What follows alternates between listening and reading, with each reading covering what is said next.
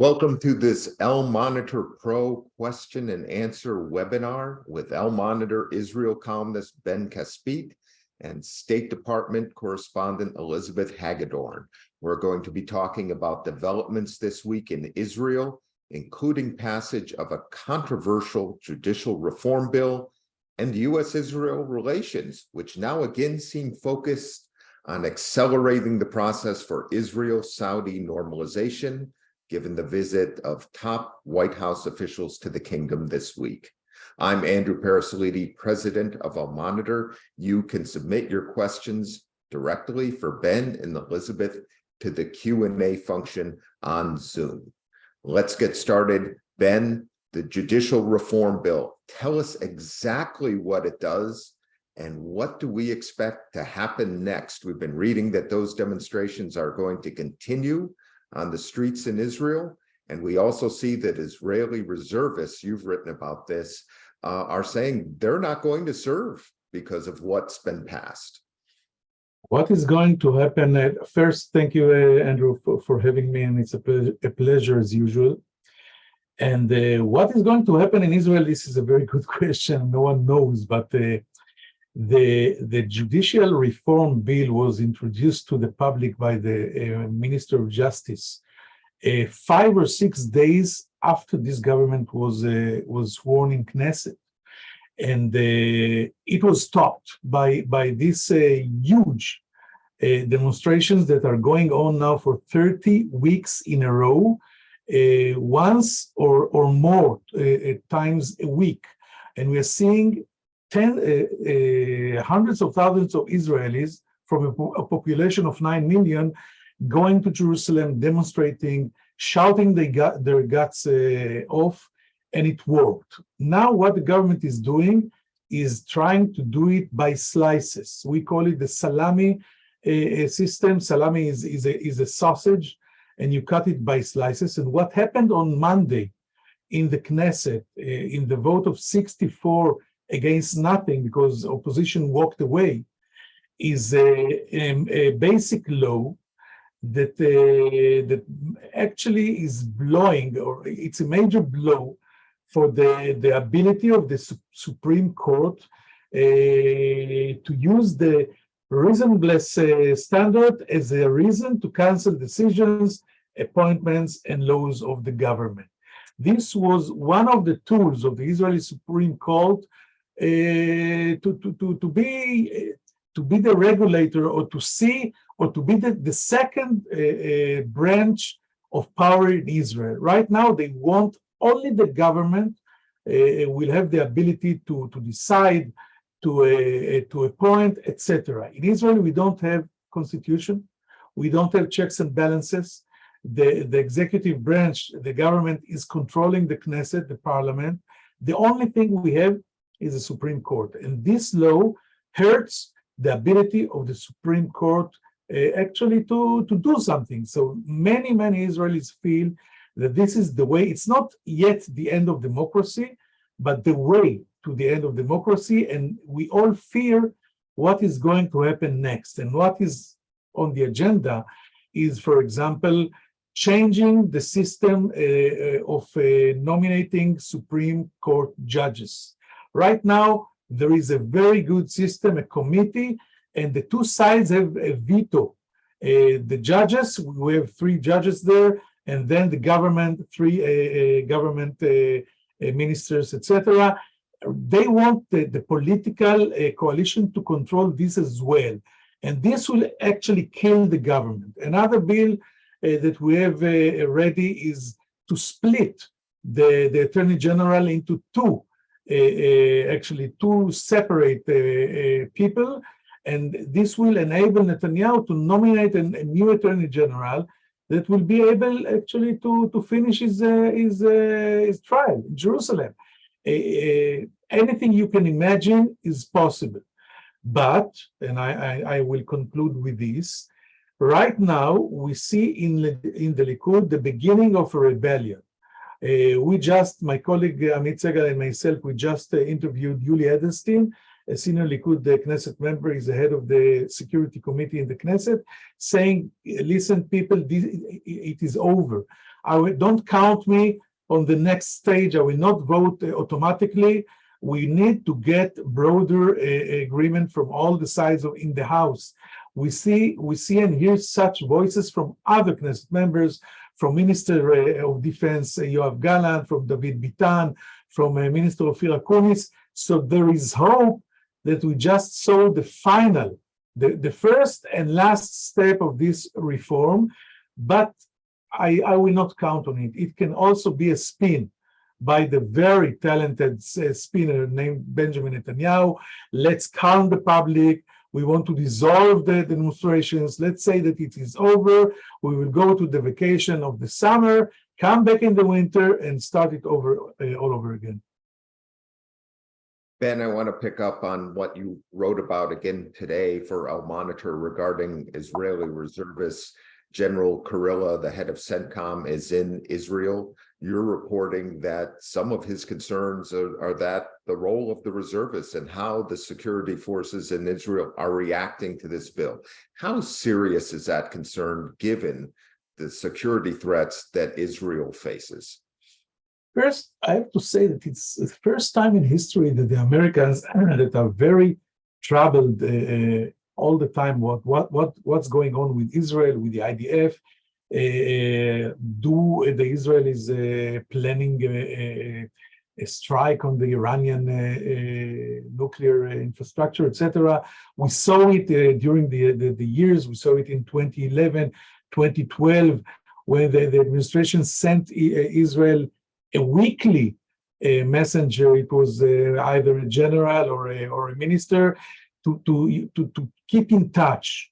Now it is the first time that the Americans are worried about the combat ability of the IDF, the operational ability of the IDF, because these demonstrations that we're talking about and this huge public uproar against whatever the government is doing is also, it reached the army. Now we have to understand that in Israel you have the professional army, you have the army of the people, but main part of the Israeli power and the IDF power is based on reservists, especially in the elite units, in the Air Force, intelligence, special operations. Many of them, I'm talking about thousands, have already declared and sent letters to their commanders that if this bill will be approved in the Knesset, I'm stopping my, they are all volunteers, by the way.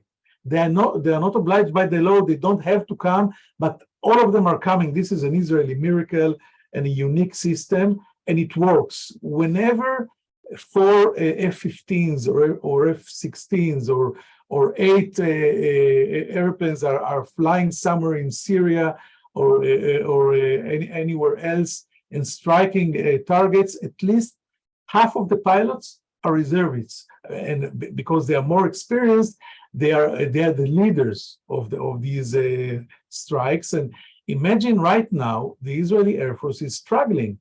Even the school, the Air Force school of the cadets is struggling, and the Chief of Staff Herzi Halevi is reporting daily to the cabinet and to the Prime Minister the situation of the IDF, and the Americans are worried as well. You know, they call Israel the longest aircraft carrier of the United States in the Middle East, and suddenly something is wrong with this carrier. So I want to summarize.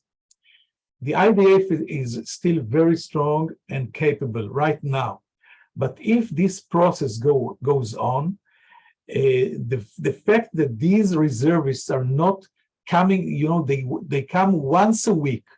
Every Israeli pilot reservist is not in service anymore. 20 and 30 years after he is not in service, is coming once a week to exercise and to fly. If you don't do it, you're not capable anymore, because this is a very, very sophisticated role.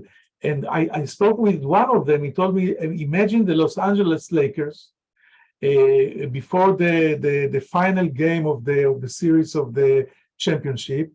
2 months before, they don't touch the ball, and suddenly they go and play. How many balls will come in? So this is the situation. It's very serious, and many people are very worried in Israel about it.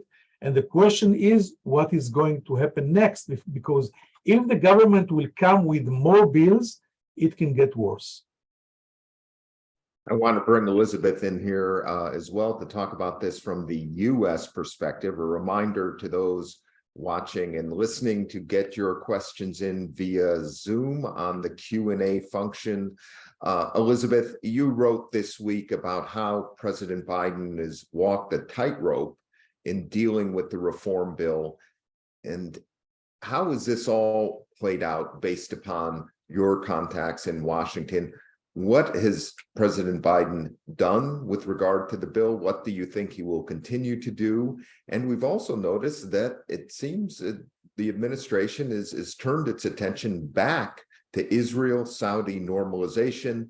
National Security Advisor Jake Sullivan, Middle East Coordinator Brett McGurk are back in the kingdom to try to move that ahead. That's a priority for all three countries. So tell us a little what you saw this week from the tightrope on judicial reform back to the priority of normalization between Israel and Saudi Arabia. Thanks, Andrew. I would start by saying that the passage of this judicial overhaul bill has contributed to what was already a tense relationship between the Biden administration and the current Israeli government, though you wouldn't necessarily know it from the statement that the White House issued after the Knesset vote, which steered clear of direct criticism, but followed months of public and private, especially private pressure. The statement called the vote unfortunate, noted that it passed with the slimmest possible majority. What the statement did not include was any mention of Netanyahu or any hint that there would be consequences for the blow that's been dealt to Israel's judicial system and the so-called shared set of democratic values between the US and Israel. As I wrote this week, I think what we're left with is Biden having to balance his real affection for the state of Israel with his disdain for its current government, all while gearing up for a 2024 election in which he doesn't want to be cast as unsupportive of the Jewish state. So at the end of the day, we don't see him really taking on Netanyahu. He's keeping the Israeli prime minister at a distance while shunning the extremists like Ben Gvir and Smotrich, and doing so can sort of claim to his base that he's confronting Israel's extreme right while remaining supportive of the more moderate democratic voices in Israel. Whether that's enough to satisfy progressive Democrats is another story, and those who want the Biden administration to uphold its stated commitment on human rights and his pledge to defend democracy over authoritarianism abroad. There are a number of pressure tools at the administration's disposal, but whether the administration is prepared to use them, I don't think so. There are calls for, among a small minority of progressive Democrats to restrict Israel's more than $3 billion in annual military assistance. But again, there's zero indication Biden would be willing to go there. Most Democrats consider that aid untouchable, and the State Department said as much earlier this week. Other options would include not coming to Israel's defense at the United Nations or other international forums, as the US often does through its veto. The US could also conduct a review of military assistance to ensure that it's compliant with the Leahy law. And of course, Biden could roll back any number of the pro-Israel policies implemented under President Donald Trump, some of which this administration has kept on the books to the dismay of the Palestinians. But I think the broader point I would make here is that if the administration is serious about the judicial overhaul or even the Palestinian issue, it's going to have to do more than talk tough. Otherwise, you start to run into a credibility issue. But I'm not sure with 2024 on the horizon, they have much of an appetite to match their strong words so far with any sort of meaningful action. Oh, and you mentioned the Saudi-Israel component of this. There is talk, especially this week, of the U.S. trying to leverage the possibility of a Saudi-Israel deal to get Netanyahu maybe to back off the judicial overhaul. I mean, I would love to get Ben's take on whether that's realistic, but we know that normalization with Saudi Arabia is something that Netanyahu badly wants, but he needs U.S. help to achieve. As you mentioned, as was reported yesterday, top White House aides are in Saudi Arabia to explore whether a deal could be reached on this that would see Saudi Arabia establishing formal relations with Israel in exchange for concessions, including on the Palestinian issue. The White House confirmed that Jake Sullivan met with Crown Prince Mohammed bin Salman yesterday, and this was presumably discussed. And we can dig into the reasons for why, but I think by most accounts, this is seen as still a long shot, in part because the Saudi demands to the U.S. are so steep.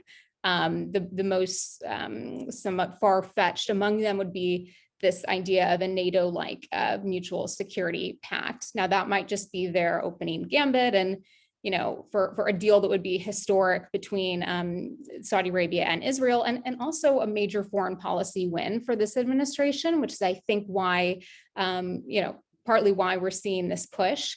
But as Biden himself said in an interview earlier this month, they are a long way off from any deal. We have a question, and I'll start with Ben on this one.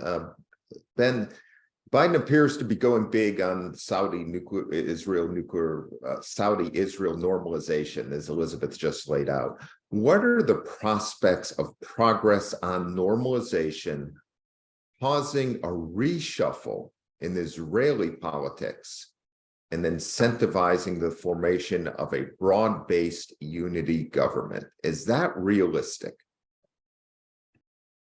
First, I have to say, Andrew, we live in very strange times. If you told me a year ago that in the current relationship, very cold, even nasty, between the president and the prime minister, with this current Israeli so right-wing extremist, maybe fascist government, with guys like Itamar Ben-Gvir that was convicted many times in supporting terror, and Bezalel Smotrich, and after all this, we will still have negotiations about normalization between Saudi Arabia, and by the way, no negotiation with the Palestinian, no talk about two-state solution.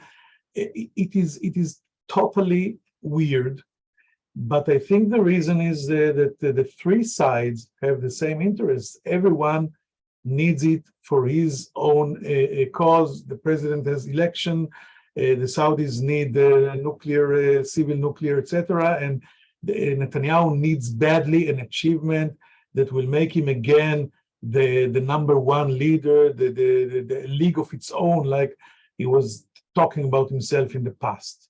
But I don't think it's logic to think it can happen in this current government.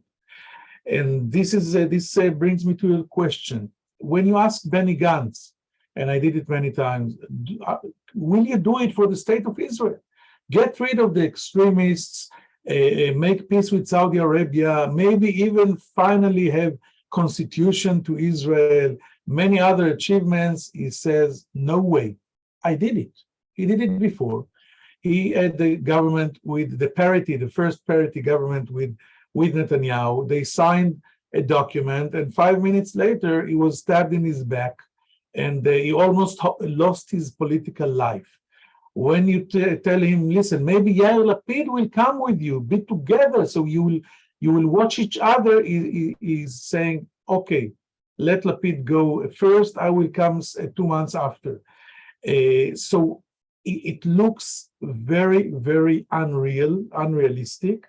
And let's not forget that Netanyahu needs to do it. Netanyahu, he established this extremist bloc of his with the two Haredi parties and the extremists of Smotrich and Ben-Gvir.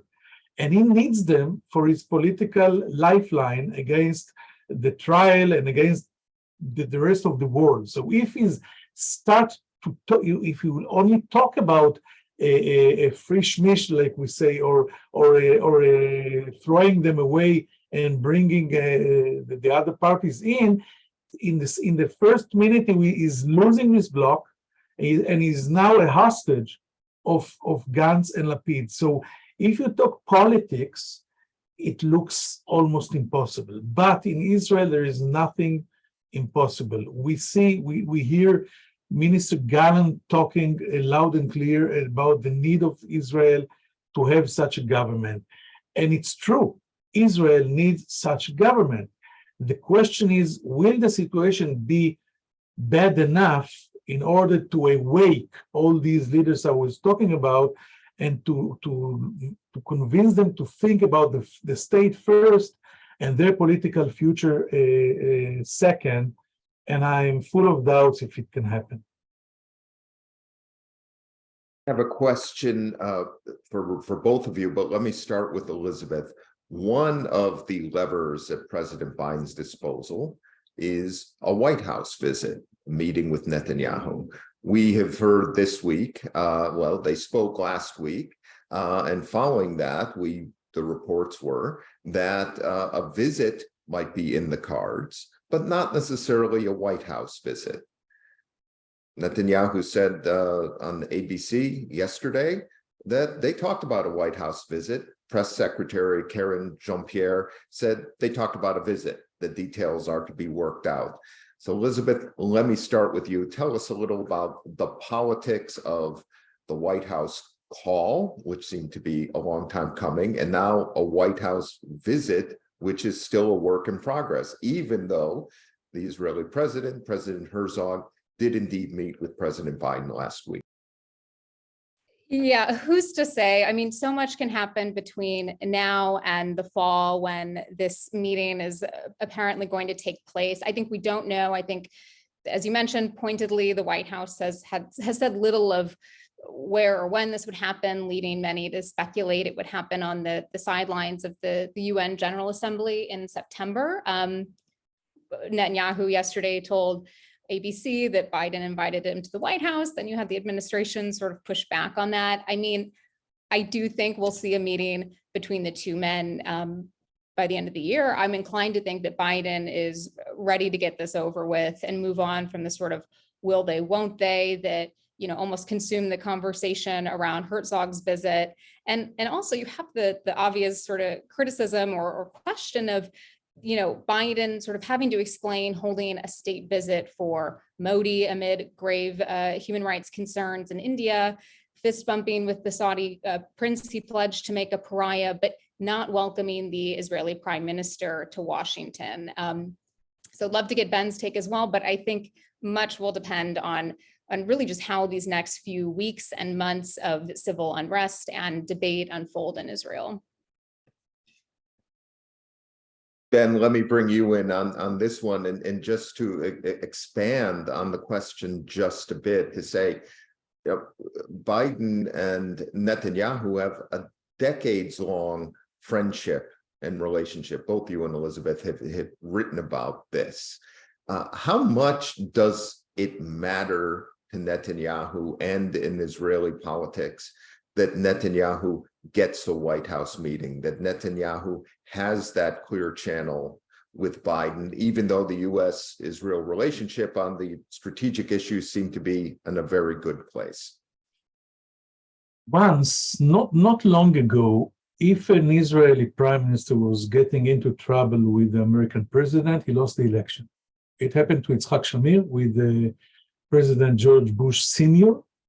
in '92. When the Americans refused to give Israel loan guarantees to invest in the aliyah from what was the Soviet Union, and he lost the election because of this. Then Netanyahu lost the election in '99 because his fight with Clinton. Netanyahu was able to overturn the situation. And now, when he was prime minister with President Obama, he created a situation that whenever he needed to get higher points in the polls, he mixed himself in a fight with the President Obama, and he was higher in the polls because he convinced the Israeli public that the President Obama is the enemy of Israel, while the truth was totally different. Right now, I think Netanyahu suffers, even publicly, from the situation, the unprecedented situation that it looks, his meeting with President Biden looks like a slapstick comedy.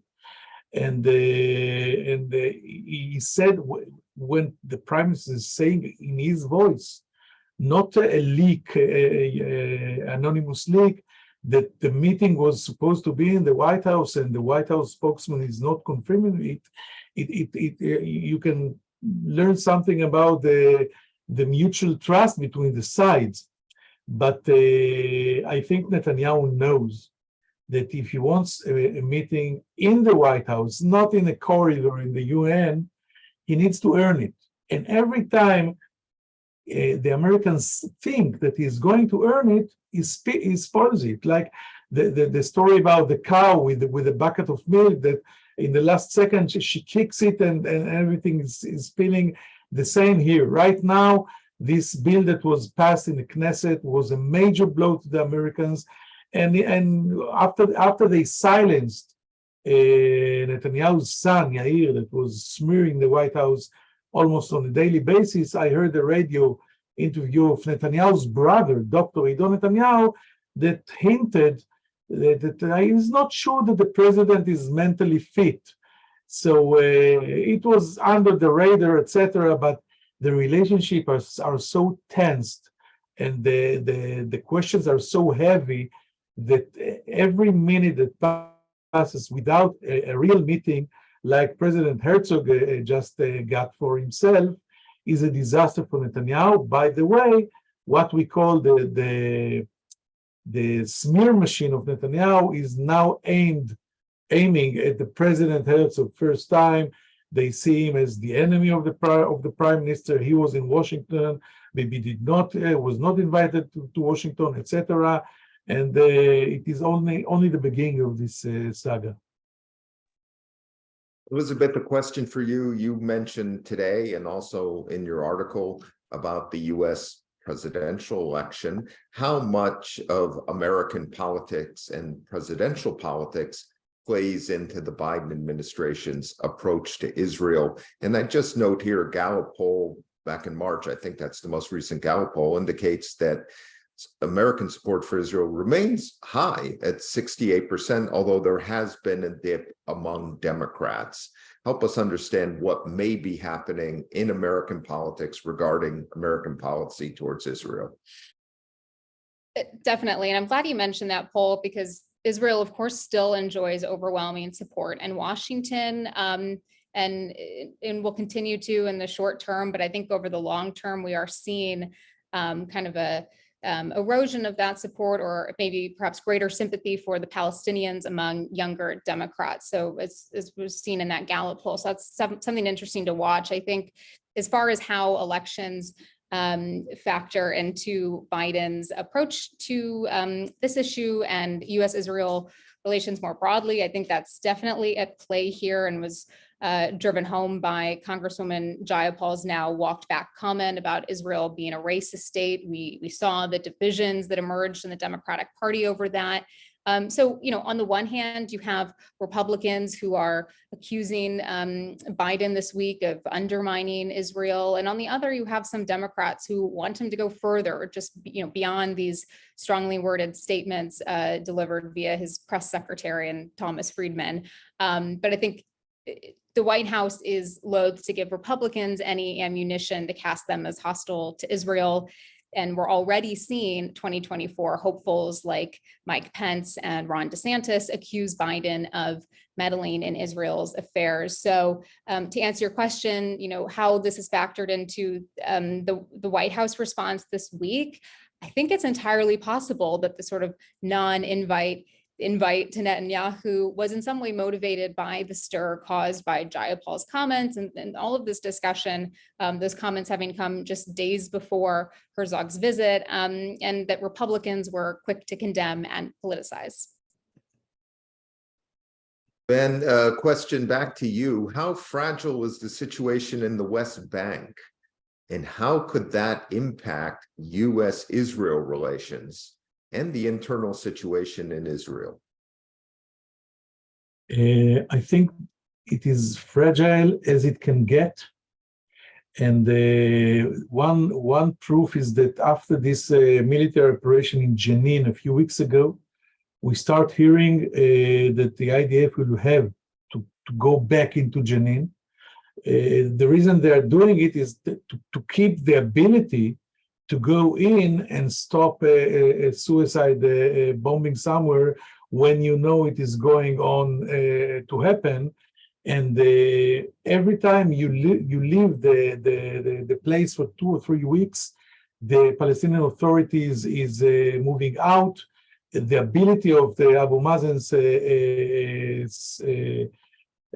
forces to do something is very low, and most of the analysts and the generals and the military establishment believe that the real problem and the real ignition of the whole Middle East is not in the north, where the Hezbollah tent is still on the Israeli side of the border. Just imagine, Andrew, what would happen if it happened when Naftali Bennett or Yair Lapid are prime ministers. What would Netanyahu say about the Israeli sovereignty, etc.? But the Palestinian issue is inside Israel. It affects, we have 600,000 settlers that live inside the Palestinians. Anything can happen anytime. And the major problem is that the Palestinian Authority is these dead men walking. And right now, we just saw the beginning of the understanding of Netanyahu that is working all his career to weaken the Palestinian Authority and strengthen Hamas, that he made a mistake. And he needs now to support and give first aid to the Palestinian Authority in order to keep the chance of normalization with Saudi Arabia and normalization in Israel. The chances to keep the relatively quiet atmosphere right now are very slim. I regret that our time is up for today. I want to thank Ben Caspit coming to us today from Tel Aviv, Israel Columnist. You can read him twice a week at Al Monitor. Elizabeth Hagedorn, our State Department correspondent. Also read her at Al Monitor. Both of their reporting is essential to understand what's happening in Israel and U.S.-Israel and regional relations. Thank you both, and thank you all for tuning in today. Thank you very much.